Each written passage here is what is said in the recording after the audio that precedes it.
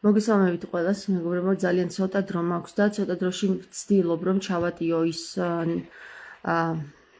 ამბავი, რაც ეხლა მე მივიღე პირად წერილებში და ამას წავიკითხავთ ერთად. ადამიანი, რომელიც წერს იმ საკითხთან დაკავშირებით, რაც მე რამდენიმე კვირის წინ გავაჟღერე, რამდენიმე თვეების წინ და ასე შემდეგ და ეს ეხება ჯვარცმას, თუ სად მოხდა ჯვარცმა. და ახლა მოდი დავიწყოთ, მე ამ ადამიანის ვინაობას არ დავასახელებ, უბრალოდ აი განახებთ, რომ ეს წერილი მართლა არსებობს. ნახეთ? გამარჯობა თამარ, რამდენჯერ ვცადე, როცა გარკვეულ თემაზე საუბრობდი, დამეწერა კომენტარი, თუმცა არ მოხერხდა და წამეშალა. მოკლედ არ ითქმის ვრცელი ამოუწურავია მსგავსი თემები, მაგრამ შევეცდები კონკრეტულად საკითხზე დავწერო. ერთი წუთით აქ ნელ-ნელა ჩამოვალ.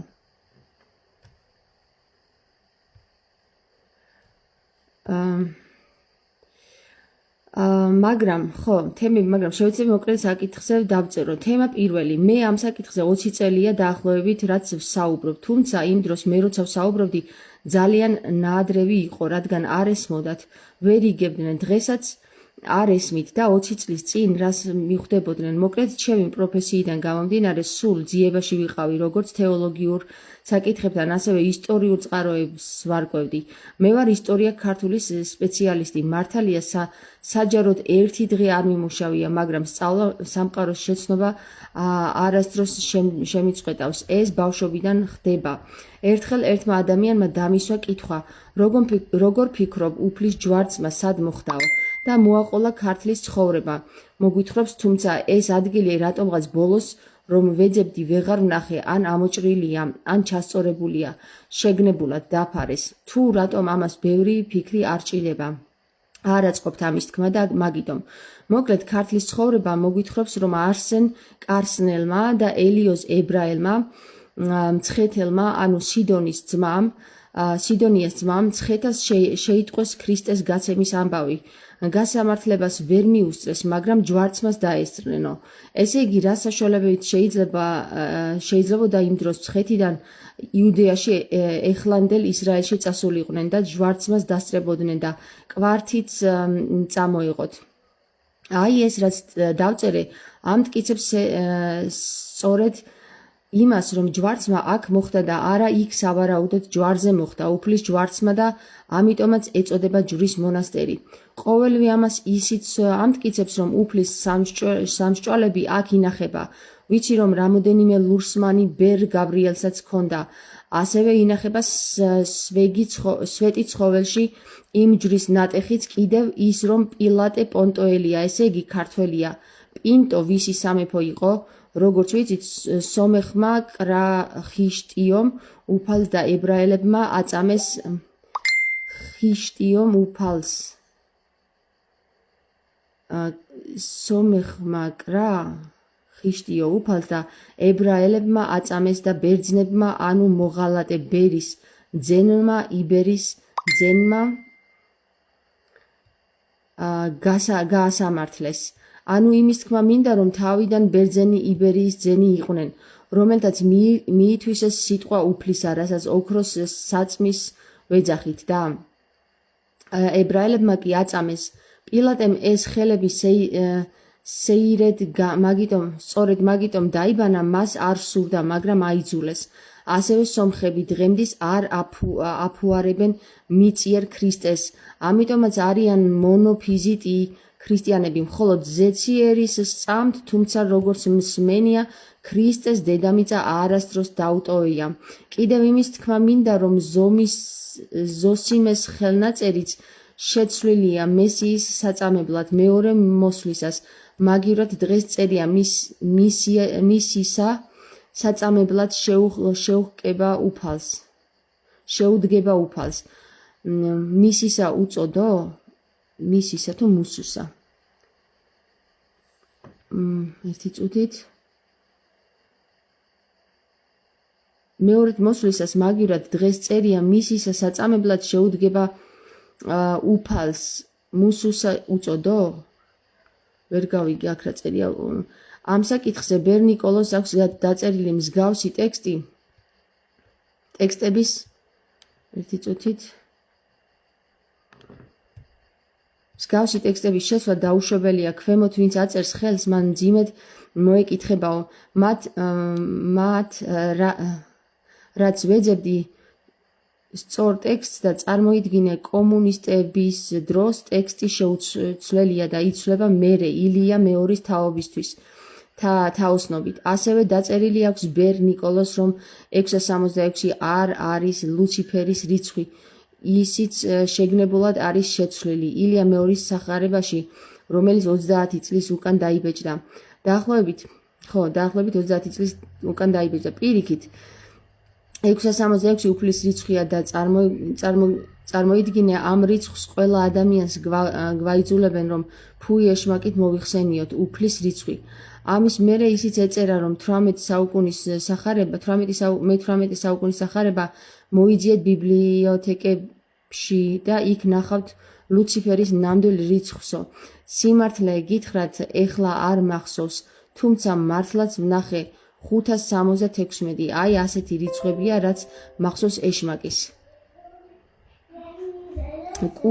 კიდევ ერთს გეტყვი.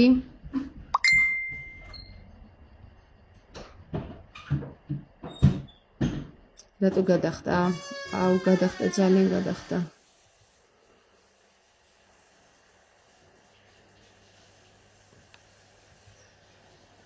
ხო, 666-თან ვიყავით, ხო?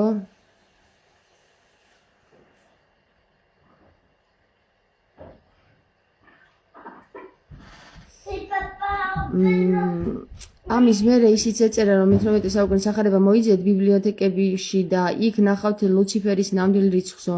576. აი ესეთი რიცხვებია, რაც მახსოვს ეშმაკის. კიდევ ერთს გეტყვი. გაბრიელ ბერი რომ უნდა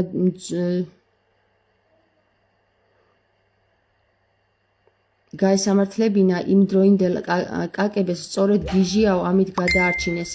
არ ვიცი შეგნებულად მოხდა ეს თუ უფლის ნევით უფრო მართებულია ვიფიქროთ.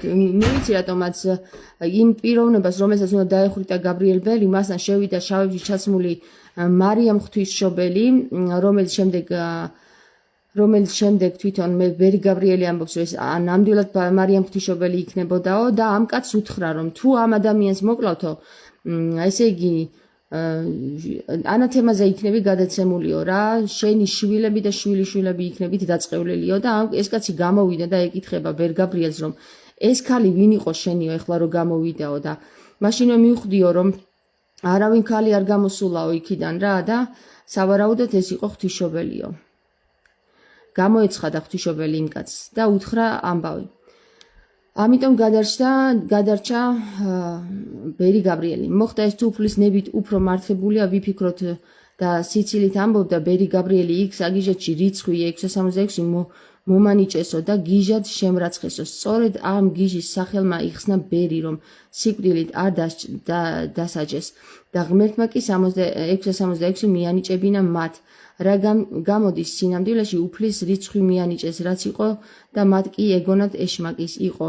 მოკლედ ეს ნამდვილად არის ძველ სახარებაში სწორედ, სადაც წერია, რომ ესა და ეს რიცხვია ლუციფერის საკუთარი თვალით მაქვს ნანახი და ამაზე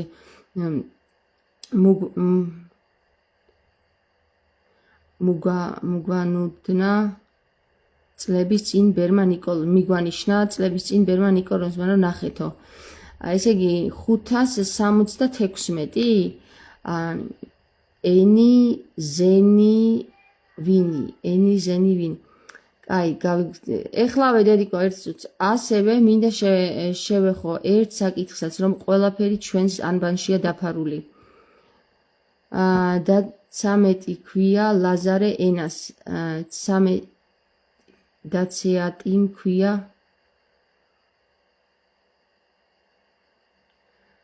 და ლაზარე ენას მას იმიტომ რომ ქრისტე ამენით ესაუბრებოდა თავის სიყრმის მეგობარ ლაზარეს. ჯვარზე გაკრულმა უფალმა როცა კაცობრიობას დაუტოვა სიტყვები ელი ელი ლამა საბაქთანი, ებრაელებმა ერთმანეთს გადახედეს.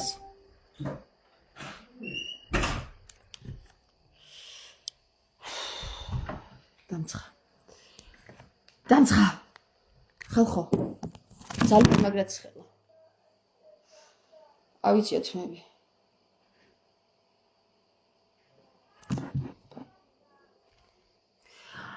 გავაგზავნოთ წერა ისა კითხვა მეგობრებო ძალიან დამცხა და თმებში საერთოდ დამცხა ჯვარსაც დასწრებულებდნენ ჯვარსაც ერთი წუთით გავაგზავნოთ კითხვა გამექცა და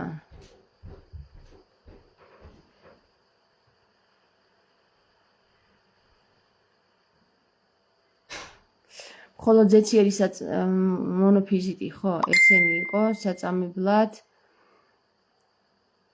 ამ საკითხზე ბერდან წერა ხო ტექსტზე წარმოიდგინე კომუნისტების დროს ესეც წავიკითხეთ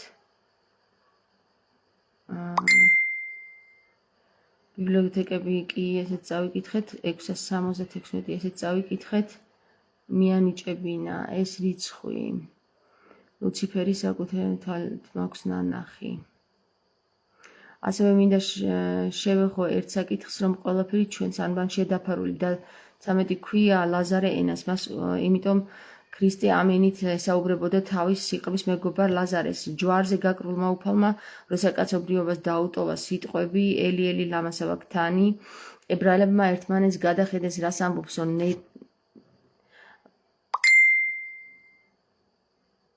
ნეირემ გადაულაპარაკაო ალბათ თავის სიყრმისეულ ენაზე საუბრობსო. აი, გასაღებიც აქ არის, თურმე ებრაული იყო მაშინ სიყრმისეული ენა.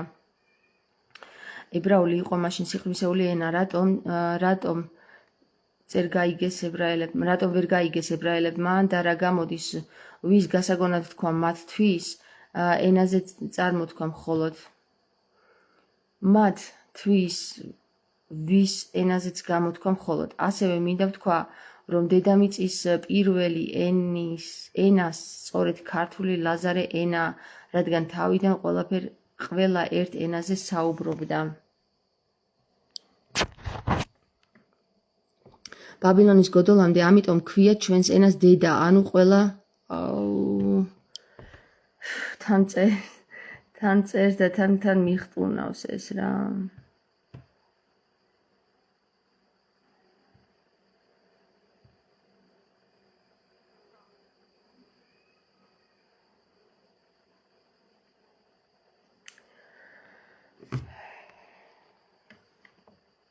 როგორც ვიცი, სომეხმა კრა ხიშტიომ უფალს და ებრაელებმა აწამეს, ეს ხო მაღლა არის.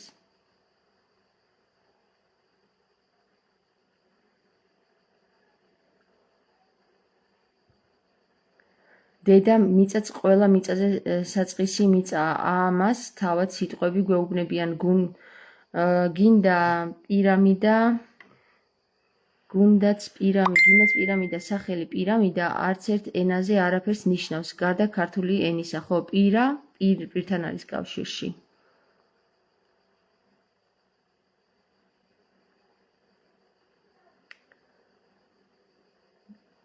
და რა იყო პირველად პირამიდა? ეს იყო მზის შუმერული კალენდარი და ასე იტყოდნენ პირამიდიო.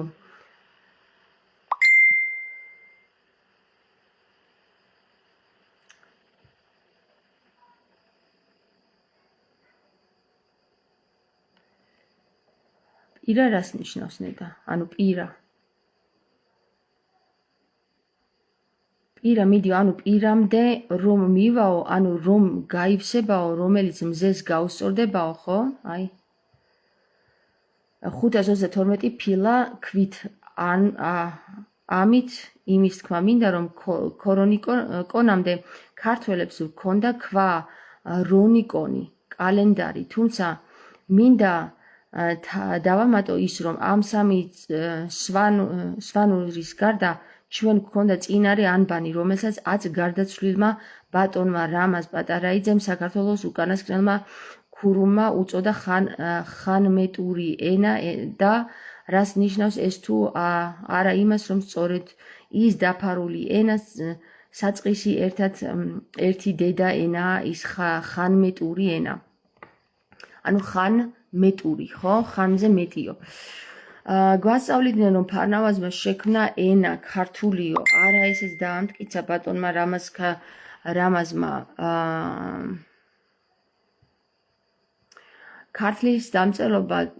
ქართული დამწერლობა კი არ შექმნა, არამედ წიგნი განავრცო ანგელოზის თხოვნით. ანუ აუცილებელი კიდე გადახტა რა.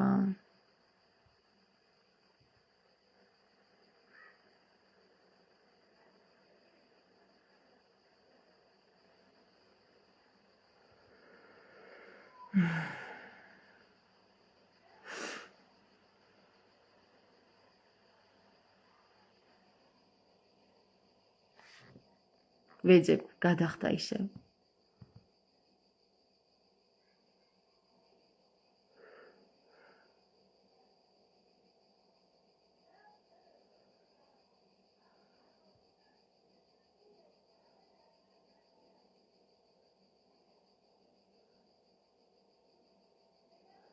გვასწავლიდნენ, რომ ფარნავაზმა შექმნა ენა ქართულიო, არა ესეც დაამტკიცა ბატონმა რამაზმა. ქართული დამწერლობა კი არ შექმნა, არამედ წიგნი განავრცო ანგელოზის თხოვნით. ანუ აუცილებელი პირველი პირობა იყო, რომ ყველა ქართველს ცოდნოდა წერა-კითხვა. შენ, ჰე, ფარნავაზ, ქმენ ერთ მთავრობა, შენ მიეც ქართველს წიგნი პირველი. ესე იგი წიგნის კითხვა, ანბანის ცოდნა, წერა, კითხვის აუცილებლობის პირობა ასახელებს მეფე ფარნავაზი ქართველებისთვის. ეხლა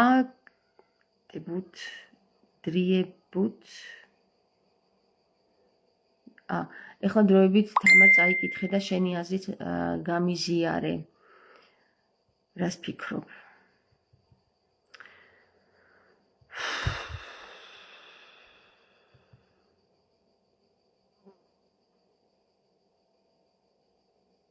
მეფე ფარნავაზმა ანბანი კი არ შექმნა და განავრცო, არამედ წიგნის წერა, კითხვა ჩაუყარა საფუძველი.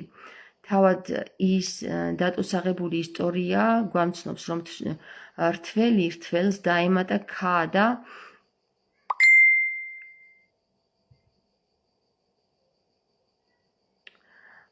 გამოვიდა ქა რთველი. თავად უფალი ამბობს, სისხლი ჩემი არის ღვინო, ანუ რთველიდან მიღებული. სითხე სისხლია მისი. ამას რათ უნდა დიდი მტკიცება, თავად სიტყვები ხსნიან ყველაფერს. მოდი განვიხილოთ მაგალითად ის, რომ წმინდა გიორგი შუბით კლავს გველეშაპს. რატომ არ ასობს გულში შუბს? იმიტომ რომ ენა დაუდუმა. დეოკლეტი, ხო, ენაზეა საუბარი, კი, ამენით. ანაგრამდი დაადო კლიტე. მანამდე უფლის მეორედ მოსვლამდე ენა დაწუნებულია. ანი ერთი, ანუ პირველი და ერთადერთი ანბანია, სადაც რიგი და რიცხვის მნიშვნელობები აქვს ხომ? ერთი, ანუ ღმერთი, ერთი. საწყისი სამება, რომელიც ერთიანდება 4-ში, ანუ ანი, ბანი, განი, დონში, 64-ში. მამაცი და სულიწმინდა ერთად 64-ია. ვიცით, რომ თქვენ იცით ყოველი ეს, მაგრამ ისე მისმენ ხოლმე თითქოს ჩინურად ვსაუბრობდე. მაგრამ ზოგი ისე მისმენს ხოლმე თითქოს ჩინურად ვსაუბრობდე. კი, ჩვენ ჩინურად ვსაუბრობთ მაგათთვის, იმიტომ რომ ჩვენ ეს ხო ყველას არ ესმის, ყველას ხო ქართული სისხლი არ აქვს. ვისაც ქართული სისხლი არ აქვს, იმაში არ არის გახსნილი ეს კოდები და ამიტომ მათთვის არის ნამდვილად ჩინური და რაღაცა სიგიჟის მსგავსი რამეა რა. ой, ბოლო ანბანის ასო საერთოდ ამოღებულია, ანუ დასასრულის აღნიშნული ბგერა ასო, ანუ დაფარეს და მაგიტომ. ზოგს ჰგონიათ ანბანს ბოლო არა ჰოეა. ზოგს ჰგონიათ ანბანის ბოლო არა ჰოეია. ეს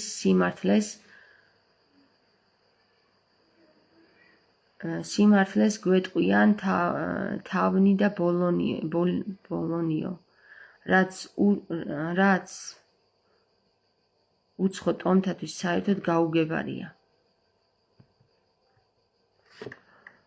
ჰაი, ჰოე, ესე ხო არის?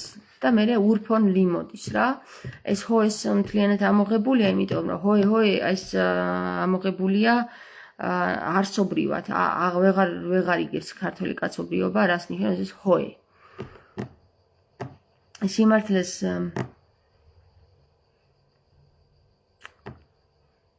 ხო, მოკლედ და ეს მხოლოდ იმიტომ, რომ ეს მხოლოდ ქართველებს მიეცათ უფლიდან. ეხლა უკვე გამოდის ინფორმაციები იმასთან დაკავშირებით, რომ ენოქის წიგნის თანახმად ყველაფერი საქართველოში მოხდა, აქედან გამომდინარე, რომ მათი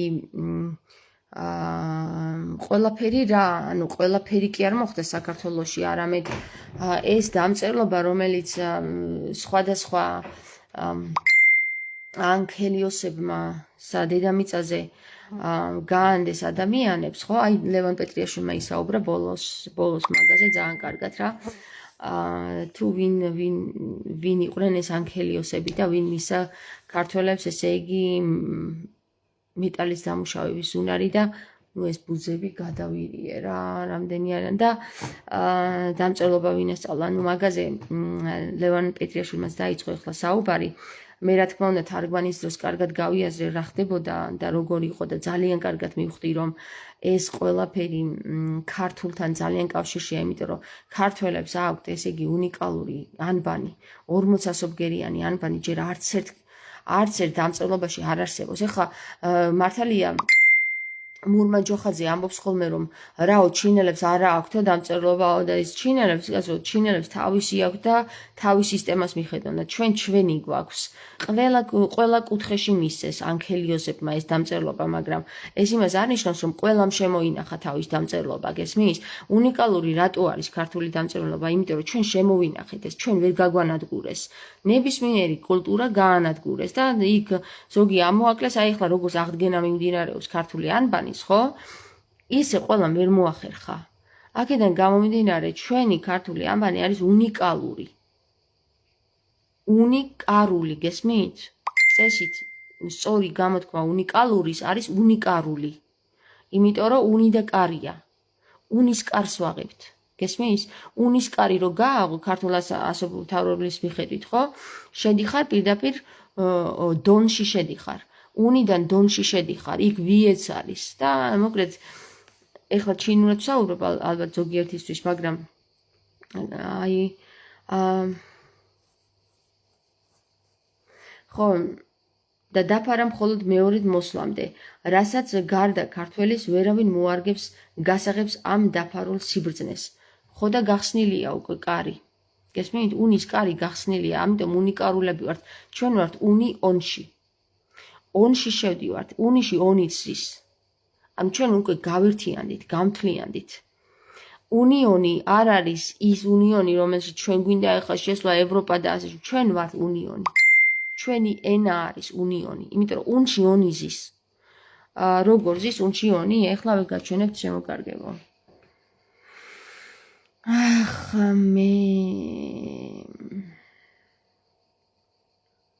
როგორ ზის უნში ონი ეხლა ვეგაჩვენებთ.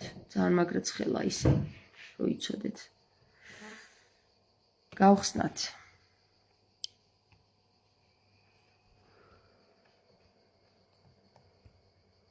გადავიდეთ. რა მოუვიდა ეხლა ამას? გადავიდეთ. აღარ გადადის თუ რა ხდება? მოკლედ ნახეთ რა, აი ესე დაგანახებთ. აქ ხო არის უნი. ნახეთ, უნი და ონი. უნი არის ონისგან შემდგარი. და შიგნით ზის კიდე ვიე. გესმით? და თვითონ უნი არის 22 ასობგერა. 400-ით. ჩვენ ვართ უნიონში და ასევე ჩვენ ვართ დონში. დონში, იმიტომ რომ 400 არის 4 იგივე. შიგნით ნახეთ 4-ის მსგავსი რაღაცის. აჰა, კარებად დაიწყო მოძრაობა. ჩვენ დონში ავდივართ და თუ გახსოვთ, ხო? აი მე გაჩვენებთ ახლა ჩემს YouTube გვერდს რა.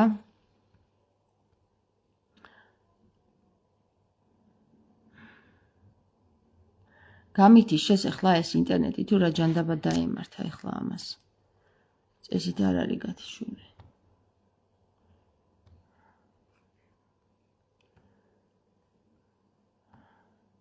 მოკლედ ვისაც ჯერ არ გინახავთ ჩემი YouTube გვერდი, აქ არის ყველა ვიდეო. Facebook-ზე შლიან ვიდეოებს ახლა უკვე, რამდენიმე თვის მანძილზე ვიდეოები ისევ და ისევ იშლება. აქედან გამომდინარე, აი ამ ჩემს YouTube გვერდზე რა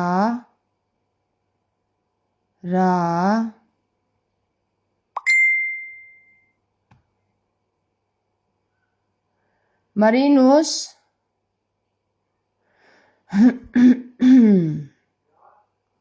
Hast du dich abgemeldet im YouTube?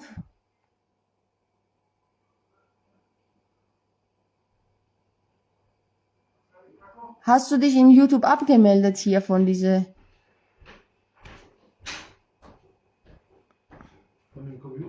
Von dem Computer? Scheiße, ich kann jetzt nicht mehr in den YouTube auch anmelden. Bevor ich mein Handy nicht habe. მოკლედ მეგობრებო, მაგარი გამაწვალეს რა ამ დედაატირებულმა პოლიციამ. ესე იგი უკვე მე რამდენი დღე არის ჩემ მობილურს არ მიბრუნებენ უკან რა. და ამ მობილურზეა ყველა მთელი ჩემი სისტემა აწყობილი, კოდებიც იქ მონდის და ყველაფერი. ეხლა YouTube-შიც ვეღარ შევდივარ, იმიტომ რომ როგორც ჩანს გამომაგდო ამ ინტერნეტმა YouTube გვერდიდან და ეხლა მაგრა გავაფრენ რა, მაგარი გავრეკავ რო იცოდეთ რა.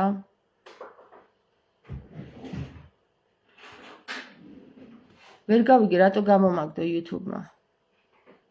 YouTube-მა რატო გამომაგდო მარინოს. შენით არის ეხლა შესული. შენი? ხო, შენით არის. შენით რატო არის შესული?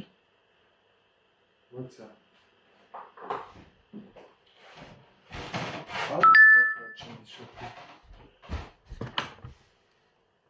ეს ხო შენ ხარ? ეს მე არა ვარ, შენ ხარ, ეს შენ ხარ. ეს მე რანაირად ვარ, მარინოს ეწერია 777. აქ უნდა ეწეროს. ეს არ არის ჩემი YouTube-ი. შენ არა გაქვს ინტერნეტი? არის ინტერნეტი. სად არის ინტერნეტი? არ არის ინტერნეტი. არ არის ინტერნეტი. და რატო არ არის ჩართულია აგერე წეღან გაშლილი იყო ყველაფერი ნორმალურად. აი აქ არის. თქო, არ არის პრობლემა, არაფერი არ არის მოხდა, არაფერი არ მოხდა, შენ არ ახარ ინტერნეტში და იმიტომ მარჩანს. ინტერნეტია მარინოს, აი ახლა. თქო, ეგრე სულ ვართ, მე ეს არის. ეს იცი, აბა ვნახოთ ინტერნეტი, აბა.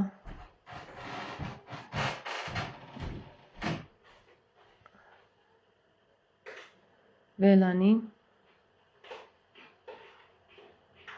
და რატო არა ვარ ინტერნეტში ვერ ხვდები, აქ ხო ჩართულია.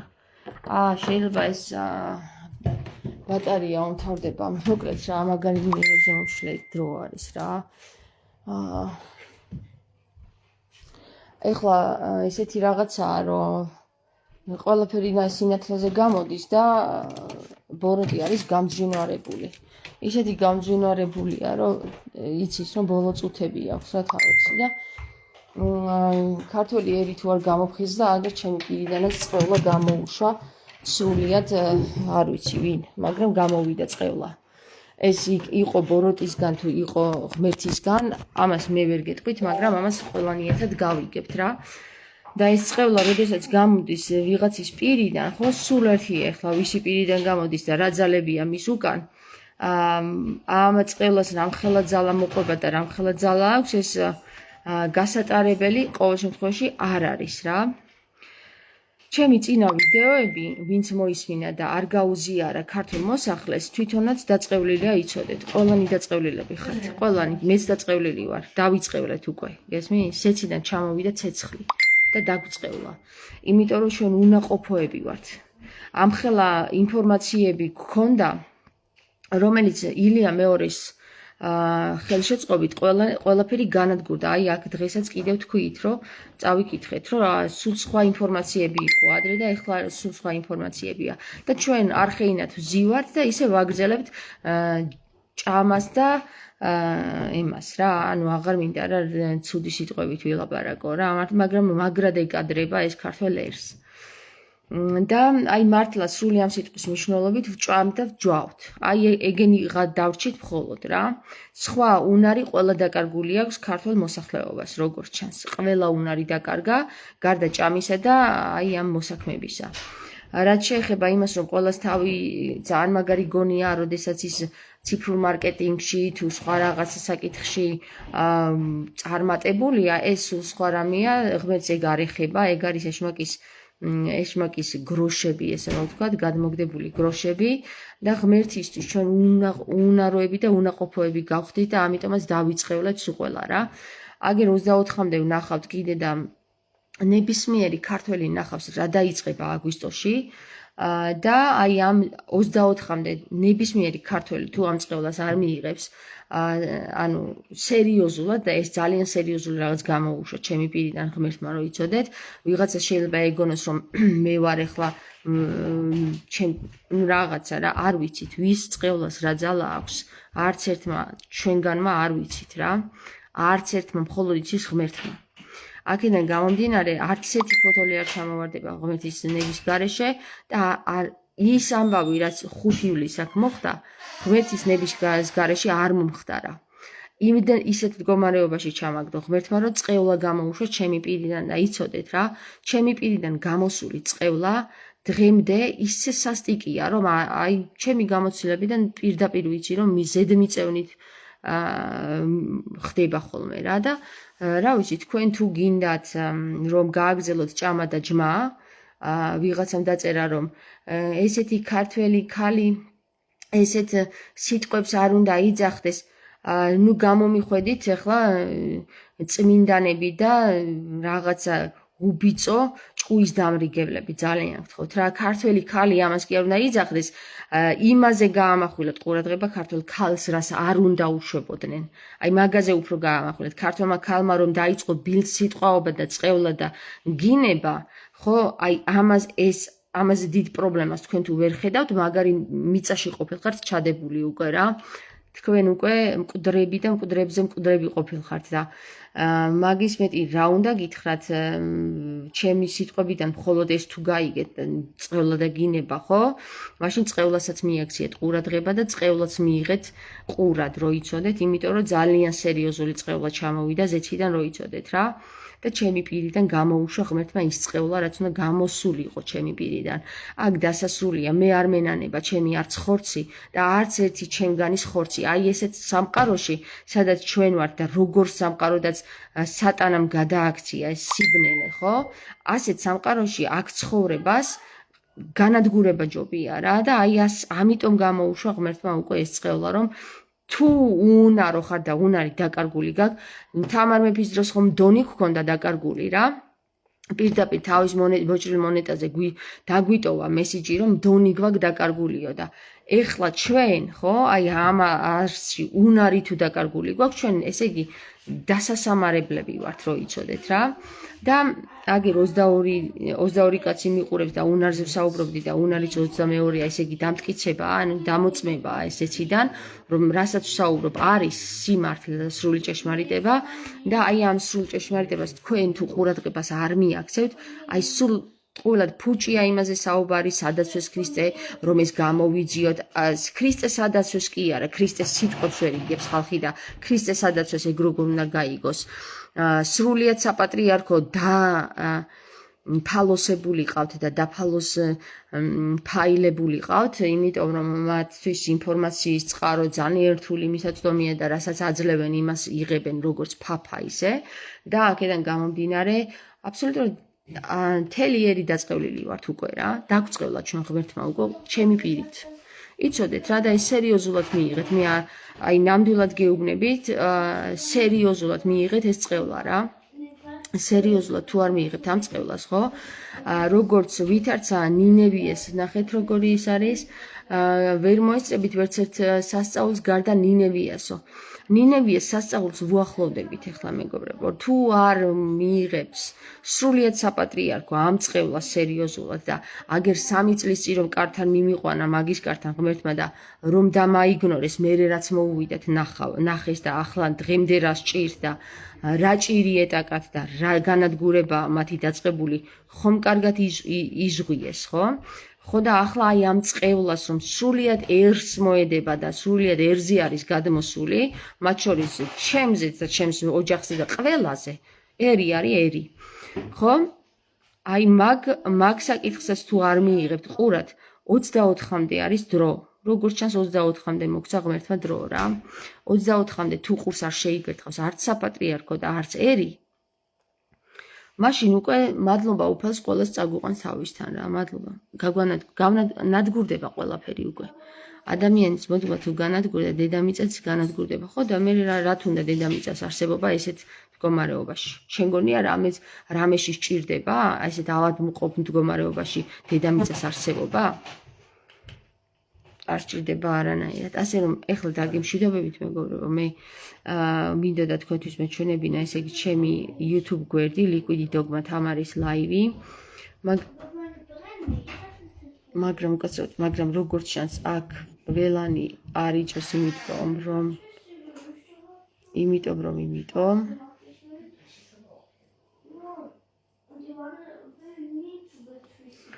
და Liquid Dogma ჩაწერეთ ლათინური ასოებით Liquid Dogma და ქართული ასოებით თამარის ლაივი და გადადით ჩემს თავარ გვერდზე და იქ ნახავთ თელს ვიდეოებს. იქ არც ერთი ვიდეო არ იშლება. ერთადერთი ვიდეოებს მიჭრიდნენ, YouTube მიჭრიდა ვიდეოს, როდესაც მე ქართულ ანბანზე ვსაუბრობდი ხოლმე. ესე იგი დაახლოებით საათნახევრიან ვიდეოს 9 საათზე მიჭრიდა ხოლმე, იმიტომ რომ იქ მნიშვნელოვანი ინფორმაციები ყველაფერი ჩამოჭრილი აქვს. ესე მომივიდა ყველა იმ ვიდეოზე, რომელშიც ქართულ ანბანს განვიხილავდი, მხოლოდ ამ ვიდეოებს მიჭრიდა ხოლმე. მე კიდევ ვცადე რომ იქნებ შეცდომა იყო და რამდენჯერმე ავტვირთე და ყველა ვიდეო ესე ნახევარზე ჩამომიჭრა, დაჟე ნახევრის უფრო მეტზე ჩამომიჭრა და მივხვდი რომ ძალიან სერიოზულ თემას შევეხე ქართული ანბანის მიხედვით და ქართულ ანბანში რასაც შიფრავდი ხო, Facebook-ზე ჯერ კიდევ არის, მაგრამ YouTube-ზე ჩამოჭრილია.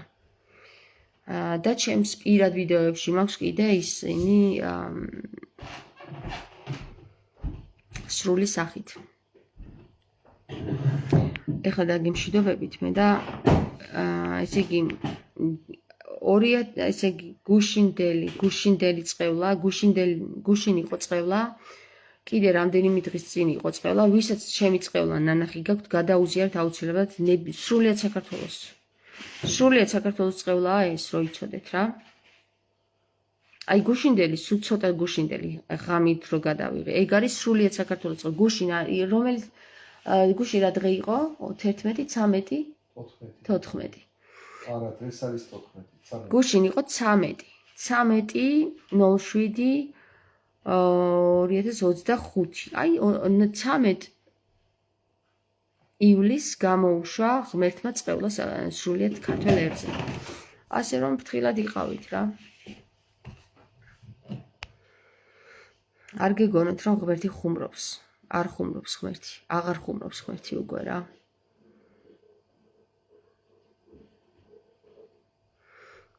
ვინც ვერ ფხიზლდება, დასამარდება, იცოდეთ, დასამარდება.